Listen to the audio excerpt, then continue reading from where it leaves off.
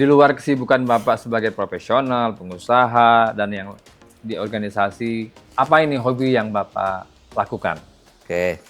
Sebetulnya saya itu udah agak malu juga karena saya udah nongkrong di Gaikindo ini udah lebih dari 9 tahun, Mas. Cuma ya saya seneng ngurusin mobil ini. Jadi, tapi kan mengingat bahwa yang namanya saya juga sudah mulai usia nggak bisa dibohongin.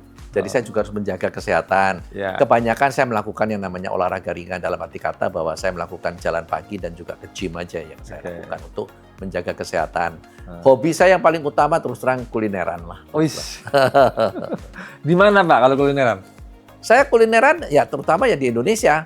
Nah karena kebetulan saya berdarah Manado tapi lahir di Jawa, jadi makanan favorit saya paling utama adalah di daerah Jawa Tengah terus terang, Mas. Apa aja tuh kalau boleh diceritain? Waduh, kalau di Jawa Tengah ya kalau tergantung. Tapi kalau enggak, saya paling suka adalah karena saya lahir di daerah Jawa Tengah dan saya besar di Semarang. Saya selalu sangat suka sekali yang namanya nasi soto, kemudian namanya nasi pindang, kemudian yang namanya gudeg. Nah, kira-kira begitulah nasi ayam gitu. Kira-kira gitulah, Mas.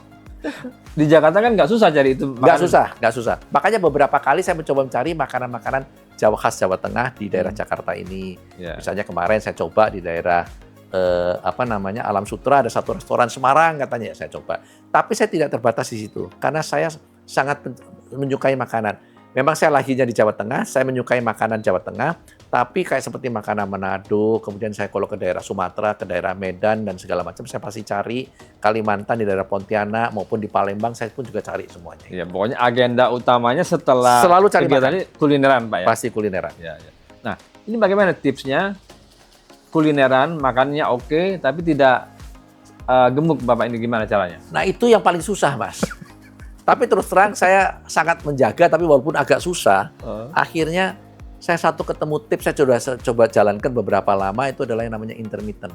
Oh gitu. Jadi berhenti makan selama 16 jam lah paling nggak. Jadi kalau malam, kalau sampai nggak ada acara, saya biasanya berhenti makan jam 5, kemudian baru makan lagi jam 9 atau jam 10 pagi besok paginya gitu.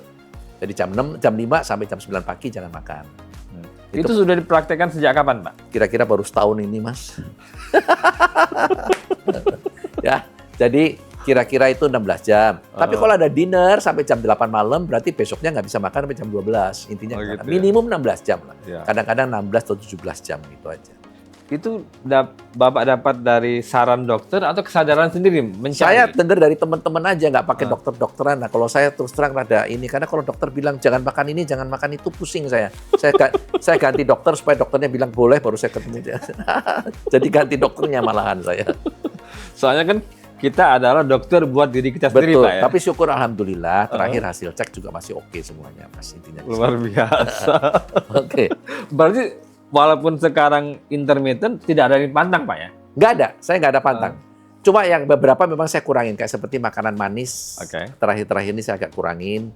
Kemudian makan juga jangan terlalu yang asin sekali, kayak seperti ikan asin, apa semua saya udah nggak pernah makan lagi. Kalau untuk karbohidratnya, karbohidrat saya kurangin juga. Tapi kebetulan saya juga nggak terlalu pemakan nasi, jadi saya penikmat makanan aja sebetulnya. Jadi kalau kayak saya di Manado, saya jarang sekali makan nasi, saya makannya ikan, digado, kadang-kadang pakai sayur atau apa, kira-kira ke sana. Bubur Manado, Pak, jangan lupa. Pasti. Nah, saya juga penggemar makan, bukan hanya di Indonesia, juga di luar. Kalau ada perjalanan dinas, saya selalu cari juga. Iya. Nah, kalau di mancanegara, yang paling berkesan makan apa? Buat saya terus terang aja, buat saya ada 5 negara dengan makanan paling enak di dunia, Mas. Buat saya loh ya. Di luar Indonesia. Pertama adalah Jepang. Jepang tuh enak sekali. Kedua adalah Italia. Kemudian ketiga saya pegang Spanyol, Mas. Kemudian ada Chinese dan ada Prancis, French. 5 negara itu. Nah, dirinci sedikit nih. Kalau Jepang makanan apa, Cina apa, Prancis apa, Italia apa, Spanyol apa? Masing-masing daerah punya khasnya sendiri. Jadi kalau Anda bicara di Jepang, itu dari utara sampai selatan itu kan makanannya berbeda. Nah, terutama ya kalau Jepang nggak usah dipungkirin lagi dari sisi seafood sama beef-nya paling nomor 1 lah. Gitu. Ya. Kalau yang namanya dari Italia, nggak bisa diomongin lagi, yang namanya dia punya pasta-pastanya sama kejunya itu luar biasa. Kalau dari Spanyol, itu seafoodnya luar biasa sekali, Mas. Nah, kalau yang namanya di Prancis itu dia dari sisi makanannya dia bervariasi sekali, tapi lebih creamy. Jadi saya Oke. juga ini sekali. Kalau Cina komplit, tergantung Cina mana yang mesti kita lihatin. Apakah Cina dari selatan yang banyak seafoodnya, atau dari yang banyak dagingnya, atau segala macam. Saya nikmatin semuanya. Kecuali Sichuan agak terlalu pedas buat saya. Saya kurang begitu suka pedas. Orang Manado suka pedas loh, Pak. Ya, tapi saya nggak begitu kuat mahnya itu. Oke. Di usia sekarang ini apalagi yang belum Bapak capai atau obsesi apa lagi yang pengen diwujudkan, Pak? Saya sebetulnya nggak punya cita-cita sesuatu yang khusus. Saya hanya bilang bahwa saya perlu sehat badannya nomor satu. Kemudian yang kedua ada sedikit uang untuk bisa menikmati hidup dalam arti kata makan-makan, kumpul-kumpul teman-teman. Dan yang ketiga yang paling penting itu adalah keluarga yang sehat aja dan harmonis. Intinya ke sana aja. Saya kuliner sama jalan-jalan nomor satu itu. Support keluarga seperti apa untuk Bapak? Sangat positif dan saya juga mensupport mereka, mereka juga mensupport kita. Intinya ke sana. Saya cuma punya 2 anak, saat perempuan dan laki, dan kita saling mengisi lah, Mas. So far, terima kasih sekali sama Tuhan bahwa kita diberkatin semuanya. Ya. Kalau cucu sudah ada, Pak? Sudah, ada 2 laki, 1 udah umur 12, satu baru 2 tahun. Jadi semuanya sudah komplit nih, Pak ya? Ya, bukan komplit lah. Apa dinikmatin aja, Pak, dan disyukurin. Terakhir, Pak, ini apa saran Bapak untuk anak muda supaya bisa jalan hidup dengan baik, sukses, dan bisa running well seperti yang orang-orang yang sukses lainnya, Pak? Saya cuma bilang satu, banyak anak muda itu terlalu mau cepet, Mas. Oke. Jadi saya cuma intinya bahwa harus ditekunin.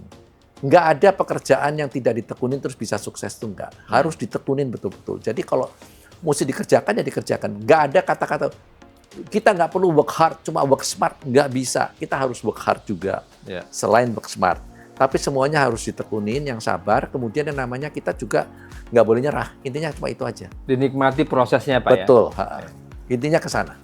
Jadi tidak usah neko-neko, tipsnya itu, Pak ya? Jangan terlalu buru-buru, mau cepet kaya, mau cepet berhasil. Nggak bisa juga itu nantinya. Pak, terima kasih. Terima kasih, ini Mas. menginspirasi pembaca dan penonton Voice of Indonesia. Terima kasih. Ya, Terima siap. kasih.